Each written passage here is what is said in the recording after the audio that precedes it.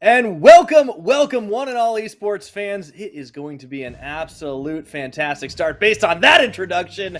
Once again to the PCS Spring Split 2022. It's time for playoffs, baby. We have had a week off. We are ready to heat things up. I am Pyrotechnics, joined on this first cast of the day, of course, with Mr. Clement Shu.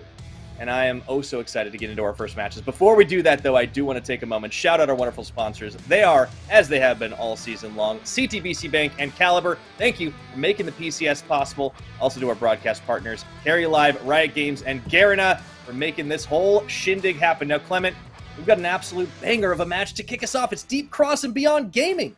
Yeah, it's been so long since we finally get back to the PCS. 12 days in waiting, and we start off with a bang between the 4th place team and the 5th place team. So a very middle of the table battle between two teams that honestly I feel like coming into the split, a lot of people did expect they could go higher. If you looked at the first round, you might be surprised that they're starting off the first round of playoffs, but you know the ceiling is there, that both of these teams can pull off those top level performances. The mechanics from Beyond Gaming and the creativity from DCG down the line is what we're expected to see.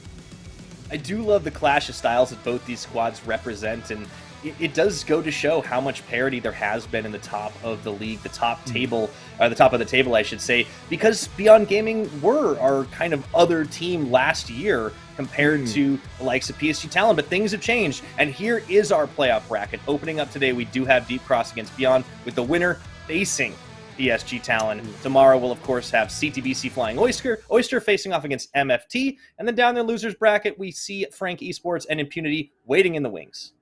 Yeah, exactly. And this is a very important start for both of these teams coming in right here, because if you look at PSG, that is really kind of the team to beat in the entirety of playoffs. So whoever wins here still has a very tough road ahead of them. If they drop into the losers bracket, they will face Impunity, which I think most analysts do expect to be kind of the easier of the two options between them and Frank. So I feel like this is definitely a good starting position for both of these teams. Like, if you lose the next round, you're kind of expected to anyway, but if you drop down, you're also guaranteed kind of an easier way to rise as well. So this is definitely a very defensible position, but also a position where you could do the unexpected and take down perhaps PSG, which I think a lot of people did not see this coming because they did lose their first game to Beyond Gaming, but they did end up as our best team overall of the split, the team to beat, and a lot of it is behind Bay. Has great macro senses. His Vex play, especially in the last week, was something to be absolutely remembered of, as he constantly found the resets, was able to go into the backline with those carry performances, and I think he has proven that this Korean duo by PSG between himself and Juhan has kind of really revolutionized the entire league. We thought that we were questioning if they were going to be able to fill the shoes of Driver and Maple, and even though they have a much different style, they're much more stable, much more macro focused, they achieved the same results for the squad.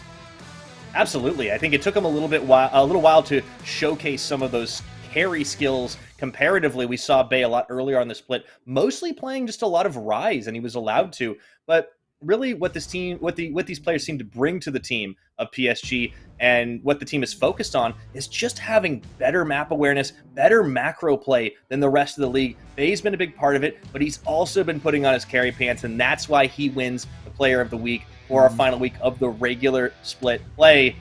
And I mean, if that was a weak point on PSG before, woo, you got to be watching out if you are anybody looking to take on this team. It's going to be tough, and both our competitors today are going to have them waiting in this next round. So you definitely got to put on a good performance now, but you probably want to hide a few things if you even have the opportunity to do so. Yeah, the first round definitely is very important. And to talk a little bit about our format, we are playing best of fives. This is what's different from 2021. We have extended the playoffs just a little bit. Going into the roster right off the bat, Leaky top lane, Ana in the jungle. They are just running with their usual setup, Nesty, Kriskata, and Woody, of course.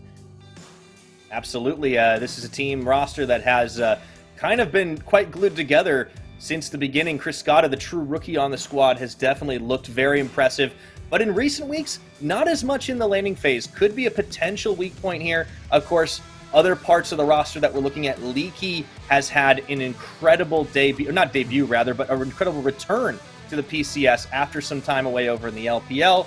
He's looked very, very solid on champions like Gwen. He's played a lot of different champs as well. The Renekton, the Urgot has come out a couple of times. Nesty, of course. You never know what this man is going to be bringing to the party, but you can be sure it's going to be novel.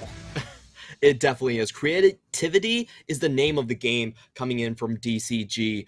They have played a lot of weird compositions. The first ones to pick up on that smite top kind of play style. They've also played things like Heimerdinger in the bottom lane. But their general idea when they are playing creative comps is basically to have a matchup where Nesty can kind of roam around and link up, especially on the bottom side, and sort of dive that lane over and over again. They, in terms of their damage, very reliant on Kriskata as their main carry. He's carrying 29.8% of the team damage here overall. So when they do get good comps, that's the general framework that they're looking for. They will just push the mid lane with Hana and just try to free things up and create those dive skirmishes, a lot like the old FPX. Absolutely. Now, their opponent's a very different style of play with Megabank Beyond Gaming. These guys are all about the skirmish. They're all about trying to roll over the lanes, and they're all about trying to outplay their opposition. Liang, Husha, Minji, Wako, and Kino. Now, of course, Liang being back in the roster, of course, it was Lee Kai that played in the last week of regular split, has been the main guy, but unlike the kind of boundless champion pools we've seen on the side of Deep Cross, it's a little bit more limited for some of these carries here. Liang definitely prefers the side lane split pushers, the Tryndamirs, the Graves. We've seen him on Jace a number of times as well. And then, of course, Minji has kind of shown up as our assassin or bust kind of player. He's mostly made his bones on the Ahri and the Akali. You gotta wonder what's going to happen when those two are banned away. Yeah, that's a question that they do have to face here. Overall, holistically, I would say this is a 1-3-1 sort of team. They rely a lot on flanks, and they have a super high ceiling at pulling off difficult to execute team fights. We've seen that especially against CFO. They're down 6,000 gold. They're not running a 5v5 team composition, and they still somehow managed to win out on the team fight in the end. However, I will also say that I feel like this is a team, even though they have a super high ceiling, because their comps are not really focused on team fighting, they also have a pretty low floor, as we've seen them actually drop 0-2 to MFT. So if I'm looking at this team, I think they live and die by their mechanics, and that's always a bit of a toss-off in League of Legends. Yeah, I think Megabank Beyond Gaming really have that one style, but they will play it to its fullest if they can. They do have a lot of reliable players, though. I mean, we talked about some potential liabilities, Minji's champion pool among them, but also Wako and Kino have looked very good. And speaking of Wako, let's compare him to the upstart AD carry of Kriskata on Deep Cross Gaming. These are two players that have, honestly, some interesting stories between them. I think Wako stepping into Doggo's shoes, trying to fill those, and Kriskata almost taking up the mantle of hotshot rookie AD carry. But both of them have shown a couple of weaknesses. I think for Kriskata, it's been individual, and on Wako's side, it's definitely more the team is kind of running ahead without him, and he has to play catch-up. Yeah, if you look at Beyond Gaming, they actually have a very different focus compared to DCG. They're much more about their solo lanes in the early game. You see those Rek'Sais running around, trying to get off kills, and Wako's kind of left to his own devices. On the other side, when Kriskata is doing well, a lot of the team focus goes towards him. So I do think there is a comparison in just the way they play. Is I would identify Kriskata as much more of the main carry, the main stability, the pillar that DCG relies upon, and Wako's kind of the extra sauce that is there coming in for Beyond Gaming. But another huge point to mention is kind of that Xayah pick. A huge problem with DCG recently is the Xayah has just been killing them because she punishes those Jinx first picks that we've seen so incredibly hard. And that could be what's in store for them in this draft as well.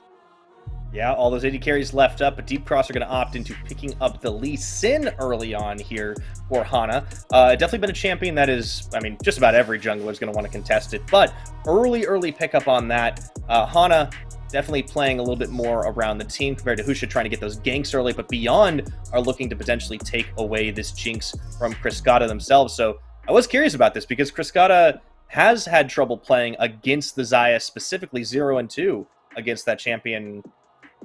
We'll see if things change a little bit. He's not going to have the Jinx. Maybe he'll play the Xayah matchup. All right, so we're starting off with some really interesting setups. Beyond Gaming are angling for a bit of a reset composition with strong early game components here with the Ahri. I would say Minji, hands down, best Ahri in the entire league. There's really no doubt on my mind. In the other hand, for DCG, this is not their standard composition. Hana, he's much more comfortable playing teamfight-centric comps, junglers like Hecarim or Volibear, and we don't really see early game aggression that much from DCG's bottom lane either. So DCG, after a 2-week break, they might have nailed this composition down, but the last time we saw them play it was actually in the tiebreaker, and it didn't look so hot. I'll just put it like that. Yeah, they've had some time to maybe refine their strategies. I'm curious if it's going to work out a little better for them this time, as they're going to try to take that fight to Mega Bank Beyond Gaming into the second phase of bans we go, and we do see that targeted Twisted Fate towards Nesty. Also a LeBlanc ban, interestingly enough, as they want to try and give Minji the most favorable matchup they can. And a Nautilus ban up against the side of Kino. It is his most played, but I don't think it's necessarily his best. I think that Leona certainly shows up quite a bit. But the set still available, and that's always something you have to watch out when you're playing against Kino. Yeah, so far, just looking down the compositions, Beyond Gaming and DCG, they've kind of switched up positions here. DCG going for basically 2 lethality champions right off the bat, going for early game. The last time they ran this draft, they also went for the Renekton, so it was a full early game press into roaming composition, which, you know, doesn't really fit the character that we've mentioned coming in from Kriskata as a bit of a hyper carry. So very interested to see how they will pilot this one. It also requires a lot of macro changes on their part, so I'm a little bit doubtful about that. On the other hand, for Beyond Gaming, a super interesting composition with the Zilean AD carry. We actually have seen this a couple of times in the LPL as well, and the idea is frankly very simple. You try to keep your main carry in the Jinx alive as long as possible. This is a very difficult comp for her to survive. You got the Lee Sin coming in, the Gragas coming in, so you just want to make sure that he can stay safe. And on the other hand, we do also have the Gragas coming in from Leaky. Now, I want to point out, we have seen the Gragas build sort of evolve in the LPL. It's much more about Everfrost, so you're going half AP, half tank into it. It does pack a lot more damage. And for DCG, this is a super explosive comp. If they've drilled down in these past 12 days how to combo with the Rakan and with the explosive cast, we could see team fights just end in a blink of the eye. But this is not really a composition they have ran before, so very interested to see how they pilot. You know, it just goes to show you that Deep Cross can always keep you guessing. I think weirdly enough, the most like standard Deep Cross thing is to see the Nesty Vigar come out again. Yeah. But this is fascinating. I mean, it does feel like the team switched up a little bit in terms of what they were prioritizing. The Zilean has only been played by Deep Cross of these two teams, and now it comes in as a Kino pick. Whereas we normally would see him on a much more heavy engaged champion. I was talking a little bit about the set, but this is really cool. I like to see teams bringing different stuff out here. We are, of course, still on patch 12.05, but it has been a whole week and some change. Teams have been practicing scrimming different things. And for game one, they've definitely been trying some different stuff here, Clement. I'm curious to see how this will shake out. Yeah, so if I'm looking across, on the other hand, for Beyond Gaming, this is a much more standard team fight setup. You do have the ability to keep your carries alive with the Zilean, and you do have a really good front line with both the Volibear and, fortunately enough, the Meganar, if you can get it the correct timing down. So a front-to-back setup, a much more objective-oriented setup. I don't expect a lot of split pushing coming out from here, but they do have an additional spark in that early game. If you look at the 2v2, I would hands down give the favor over to the side of the Ahri plus the Volibear. There's a lot of hard crowd control there. It's very difficult for Vigar to actually survive that. If you're a Volibear, you just flash on top of the Vigar and you chain it into the charm. I don't think Nesty can actually survive that. So I actually expect Beyond Gaming to get started with this game with I think 2 kills in the early game against the Vigar is actually somewhat expected given this setup. Yeah, you're always going to have to watch out, so we will keep our eye on Minji and, of course, Husha as well. But curious, as we start to set up here, it is both teams kind of keeping a line on each other. Interestingly enough, both these top laners haven't actually played these champions this split. Leaky has not picked up a Gragas yet, and Leon has not picked up a Gnar.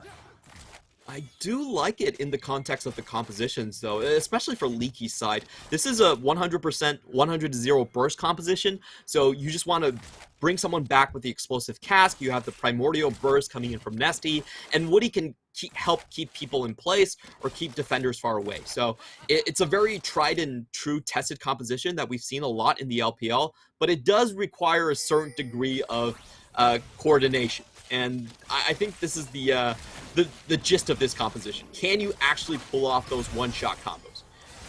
I'll have to see. Starting off, Woody getting a good opening knock-up onto Kino, allowing for Cascada to do this is a bit of a difficult situation in the laning phase when you are looking at a much more squishy combination, right? I mean, yes, Kino on the Zillion will have a lot of opportunities to keep Wako alive once he gets the ultimate.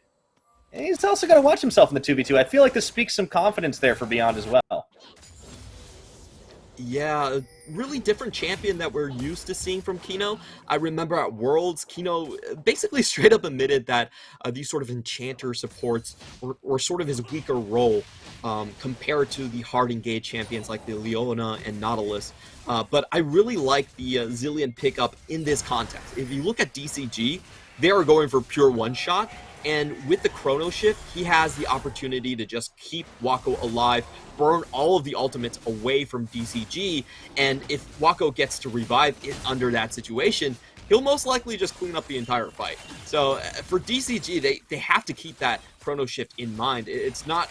They have to portion their ultimate abilities quite well, or they could face a situation where they just, you know, lose all of their firepower on the first salvo and leave themselves completely open.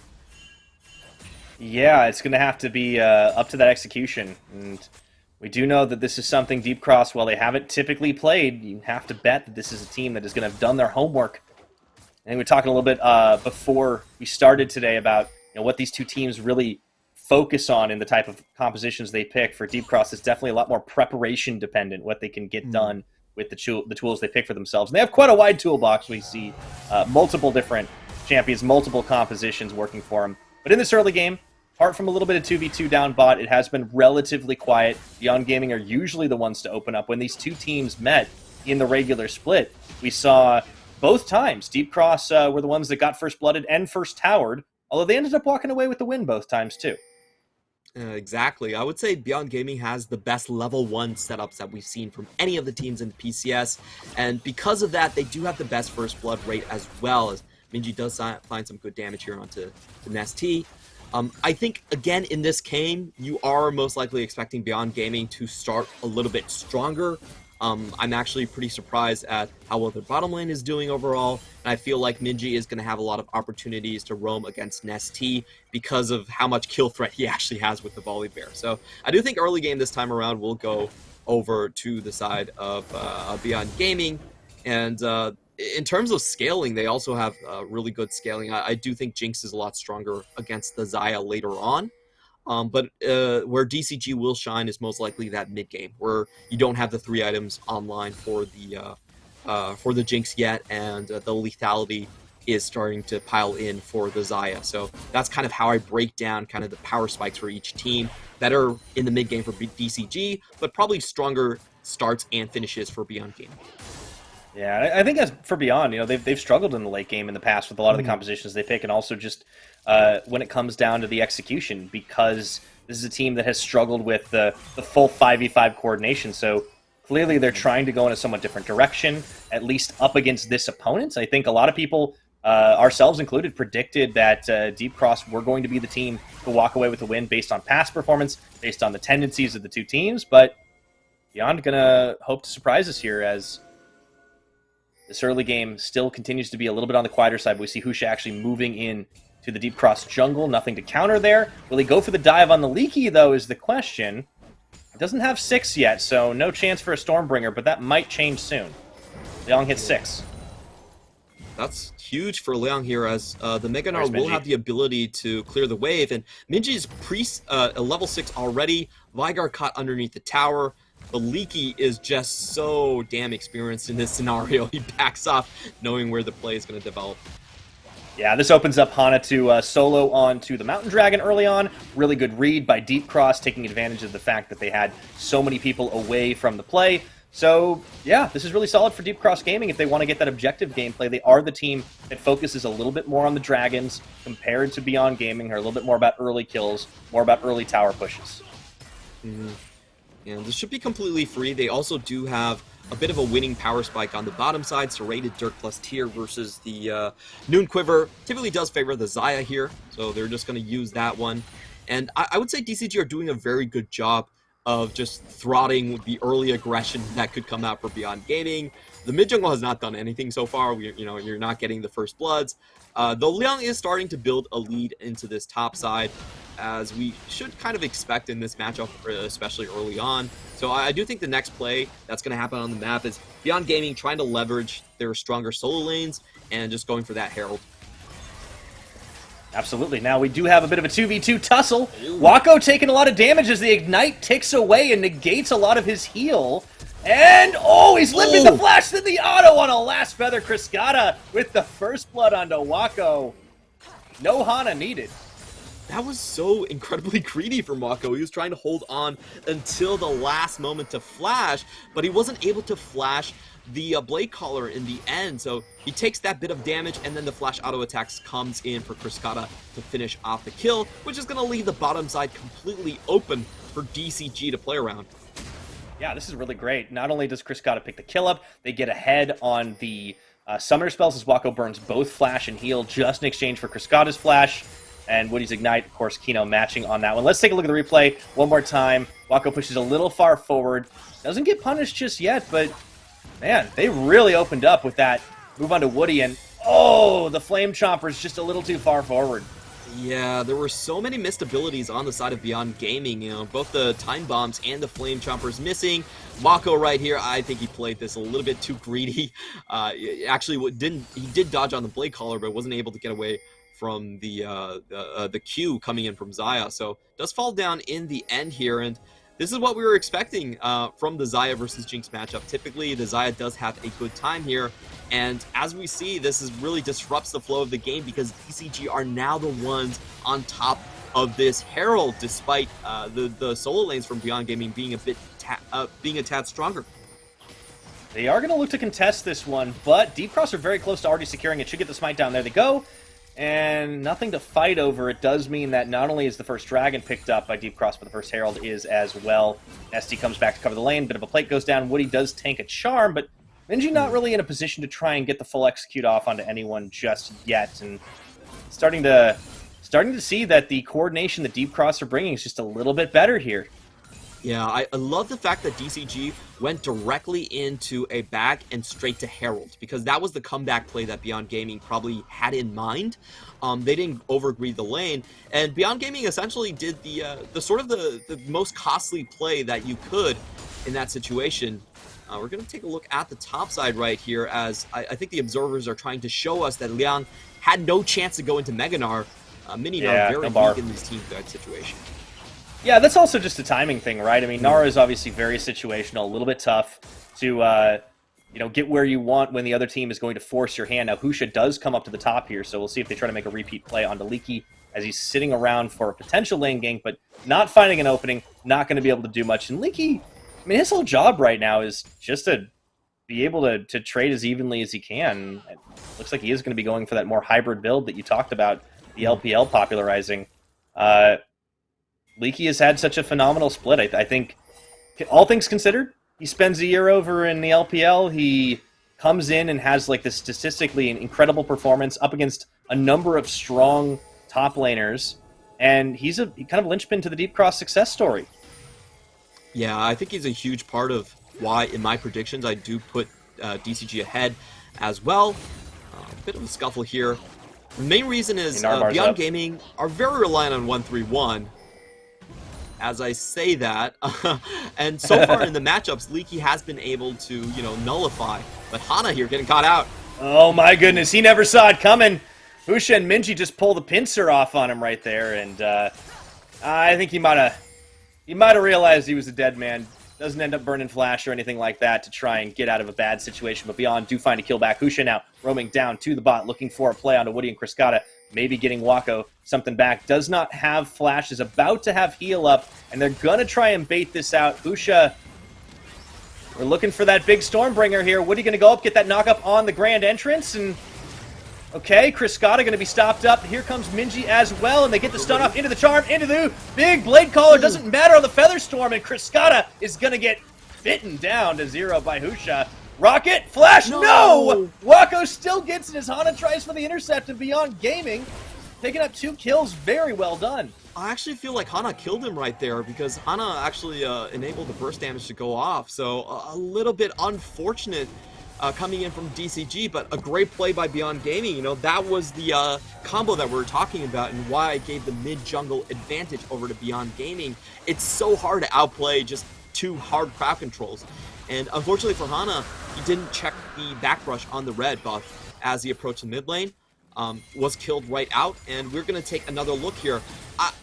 This is very questionable from DCG. I feel like they have to anticipate that the 4v2 is coming because Hana and Ari just got it killed right there.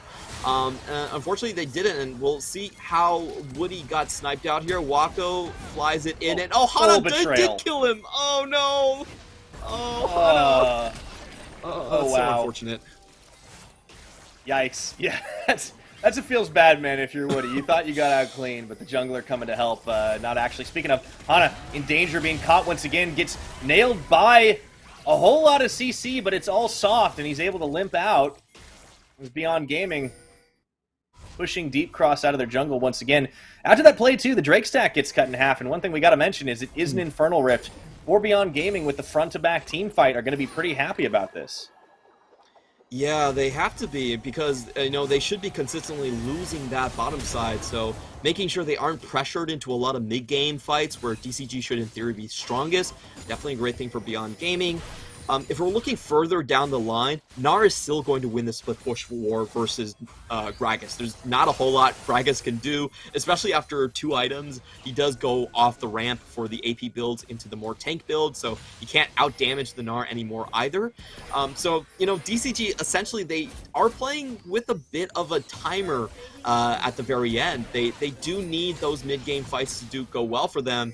And unfortunately, without that Drake stack, it's going to be a little bit harder to accomplish. I feel like DCG, they need to have a massive second Herald fight to kind of stabilize and clarify where they want to go in this game. Yeah, I think you're right. Barring that, you know, they need to have Nesty start popping off, but we're going to have to keep an eye and track on those Vigar stacks because, well, he doesn't typically do a lot of the team's damage.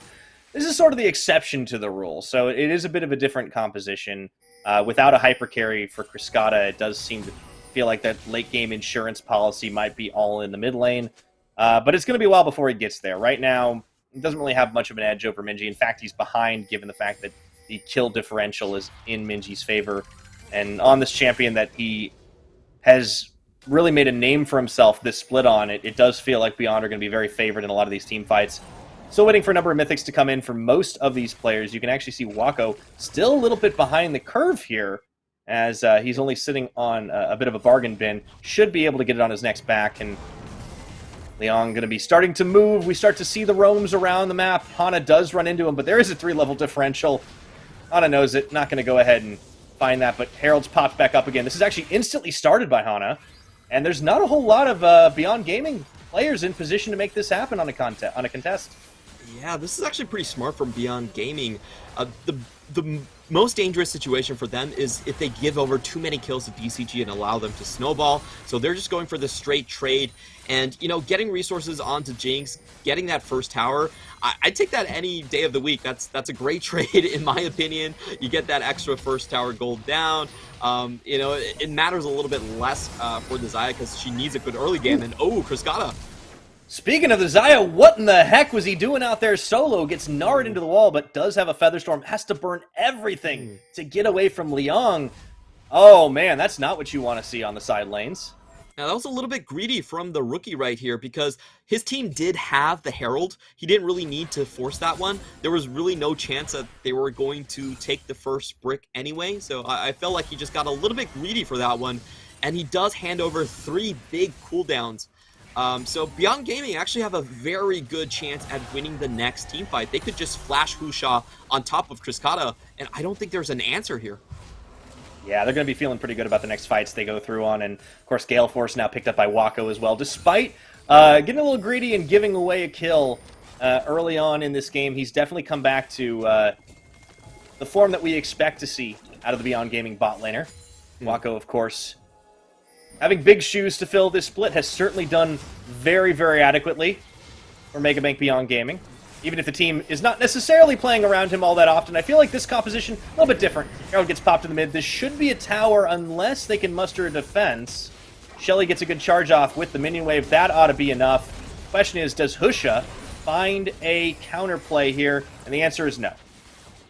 We are going to go straight into the Infernal fight. A couple key things to note here is Liang is in no position to teamfight well. I think this is DCG's best chance to come back into the game. We're talking about the Wombo combo. Ooh, witty misfires though. Playing a little dangerous now. Leaky actually takes a whole lot of poking into Nesty. That's a lot of damage, but to turn things around, Beyond are losing a lot of health. Minji does have the chrono shift on, and Leaky so low, gonna just barely dodge out of harm's way. I can't believe it, but nobody dies just yet as Leon gets a two-man Nart shove, and now battered and bruised, but not down. Beyond Gaming will start off this first Infernal, but there is still everybody from Deep Cross trying to make the counterplay. Leon tanking a little bit. No Narbar there. They weren't really watching for him. He's going to have to hop away. There's a chance. Hana's going to go in on the smite. Steals away the Infernal Drake. And now the fight is on once again into the Featherstorm. Kriskata back into the pit. Chasing away. That's Husha taken down as Hana falls as well. Jungler for jungler here. Minji missing out on the charm. Then both these teams just kind of facing off, a bit of a stalemate. But it is going to be Deep Cross that walk away with the objective. Great save coming in from Deep Cross right there. The start of the fight was a little bit scuffed. We were talking about the Wombo combo, and unfortunately, I think Woody just showed his cards a little bit too early. He didn't get anything off of that engage. Beyond Gaming instantly flashes in to kind of get extra resources on that situation. You know, Wako even able to use a Flame Tromper off of that one. So the start of fight, I would say definitive win by Beyond Gaming, you know, forcing away DCG, forcing away all of their engage tools right there. But on the back end, the harass there was just terrific. We got the TP back in from Leaky, not followed up by Liang. You know, honestly, if Liang, I think he should have matched the TP, the back end, the TP right here. But a lot of extra power coming in from Leaky to make sure that they could harass on both sides, put a lot of pressure on Beyond Gaming. And Hana, in the end, does steal the Infernal Drake. A huge part for a Wombo combo team comp is you do want to kill those targets on the first salvo, so that's huge for them.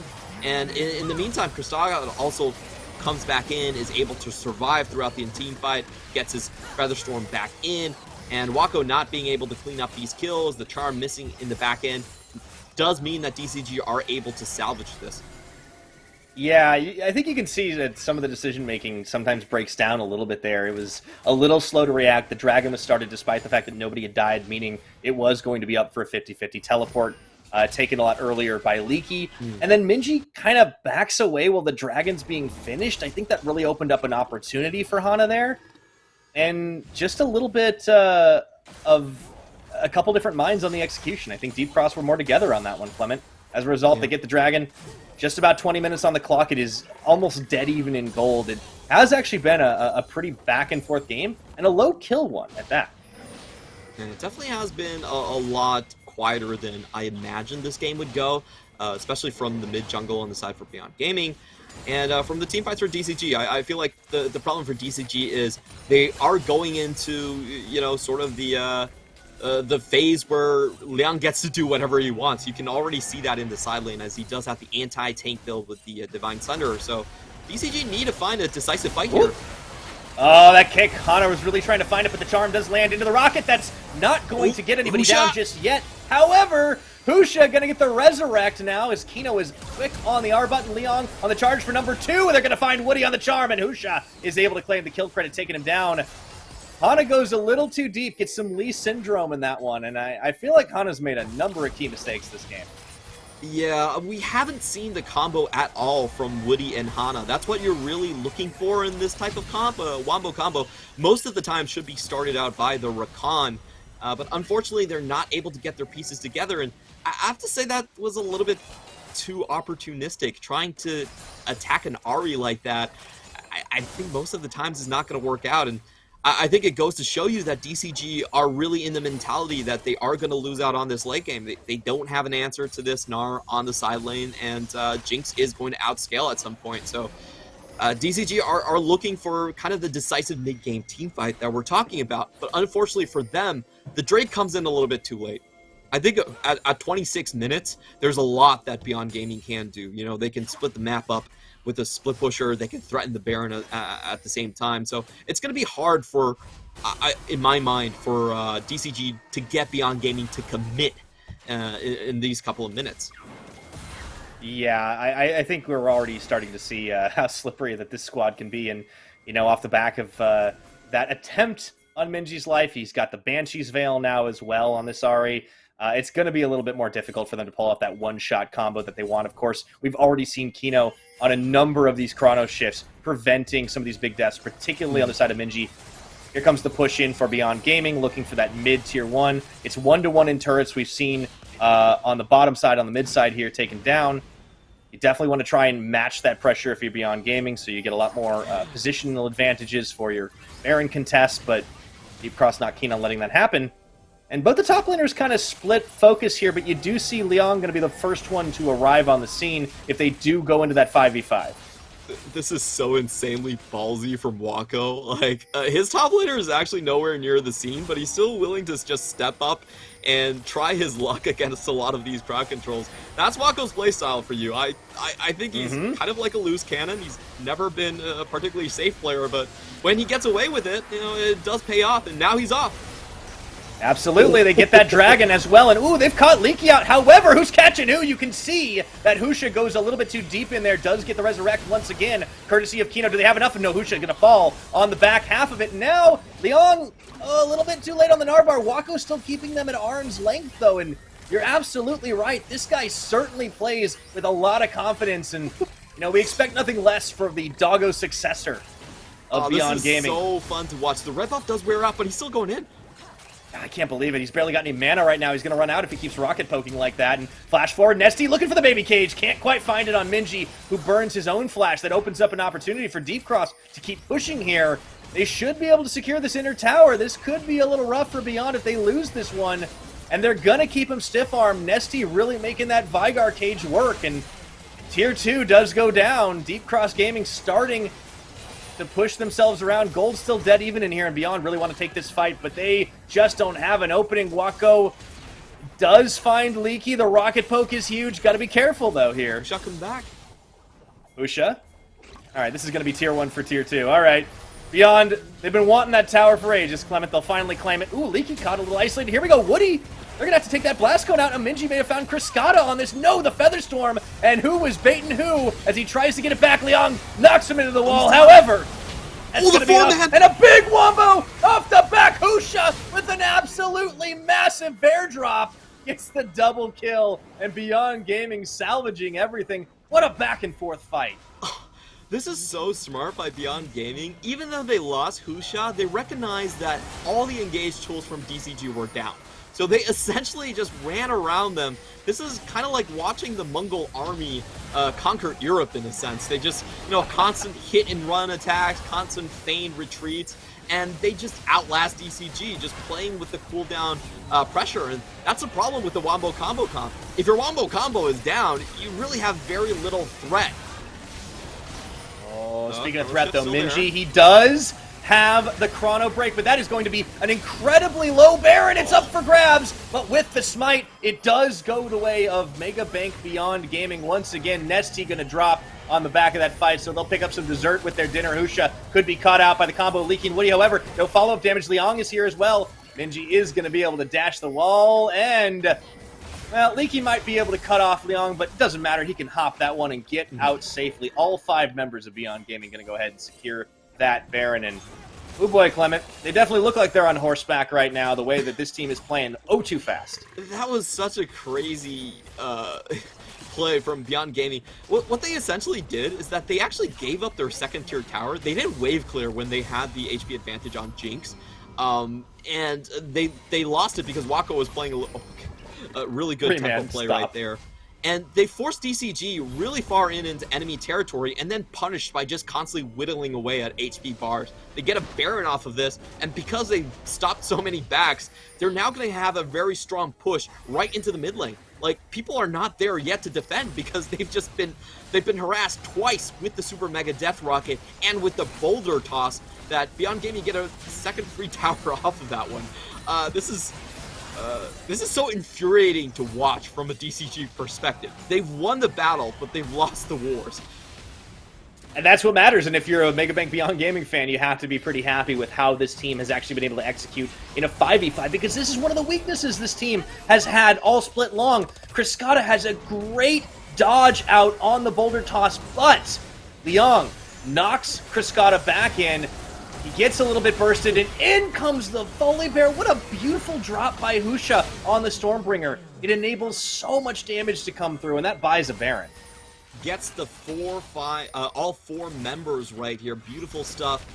And Beyond Gaming are finding themselves in a situation where not only have they completely eliminated the Drake stacking potential for DCG, they're also going into the late game with a sizable gold lead. Here we go again! Another wombo combo. They take the tower down, Hana running for the hills, and he knows he can't live for very long, tries to buy some time, but Liang looking to cut off Woody and Nesty, and they might want to just end the game right here. Leaky and Nesty, the only ones remaining. Liang on the front, still in Meganar, and Beyond Gaming just flipping the kill switch here.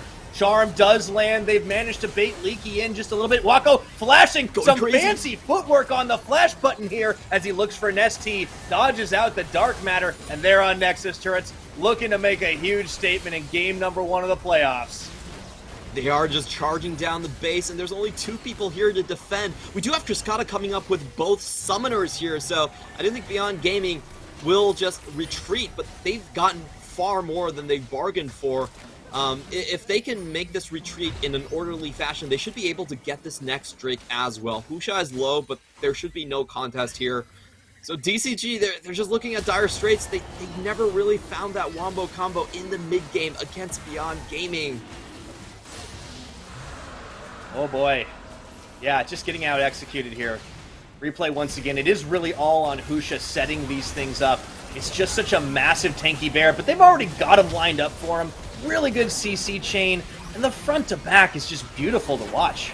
Yeah, Kriskata over the wall tags the Everfrost on, Minji over the wall tags it on Kriskata, able to take him out with the Stormbringer, followed into the stun immediately. There's no response right there. That's their main point of sustained damage, and they just have to back out afterwards. So, you know, honestly, Beyond Gaming is actually out-comping DCG, despite DCG kind of having the wombo combo comp. Yeah, they've definitely gotten ahead enough, and now with an additional Infernal Dragon as well. I mean, we probably, given the way this game is going, we probably won't see the full soul coming through, but I suppose it's always possible if they let that one go the next 4 minutes.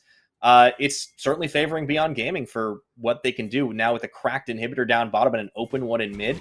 Deep Cross have to play incredibly defensive.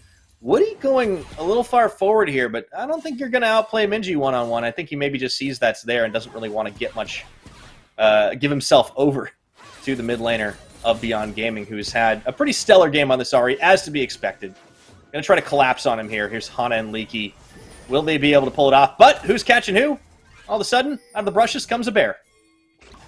Yeah, DCG are just getting forced completely away here. I do like the attempt, honestly, because you do have Gnar pushing in the bottom side. There is no inhibitor there, so it's going to be a long time until he actually has an objective to take down. And here comes the wombo. Can they make it work? Okay, into the knockup, but the knock away comes through there as Leaky just misses a little bit of an angle on that barrel. And look what's happening at home base. Burst. It's the Gnar taking the kills. Husha, Kino, they just need to keep them busy right now. It's a bear nexus. They might be able to win the fight, but they can't keep themselves alive. And down on the base, Liang, joined by Minji now on the teleport. Talk about winning the battle, but losing the war as Beyond Gaming open up with a win. DCG, their solo laners cannot get the teleports off in time. They're being constantly harassed, and this is just I think unfortunately DCG came in with a composition that had a very coherent identity, but it wasn't a composition that actually played to their strengths. I think if you look at the second half of the split, where they have had a lot of troubles, it has been because of engages, and it has been because of coordination. They're great with creativity and roaming, but engages has not really been their strong suit. And unfortunately, in this matchup, they needed it to outplay the Chrono Shift. They needed it to get the damage done before the Gnar was going to get out of hand. And if you looked at the mid game, we didn't get that at all. We didn't see a single instance where there was a decisive engage coming in from Woody, followed into the explosive cask, followed in by the Lee Sin potential insect. In fact, it was Beyond Gaming realizing that most of the time that those tools weren't there and punishing them for it just by whittling them down over and over again. Yeah, we saw Beyond Gaming really having a solid team fight. They knew what they wanted to do. I mean, admittedly, both these teams really did, but it was Beyond that were much more comfortable in the way they pulled it off.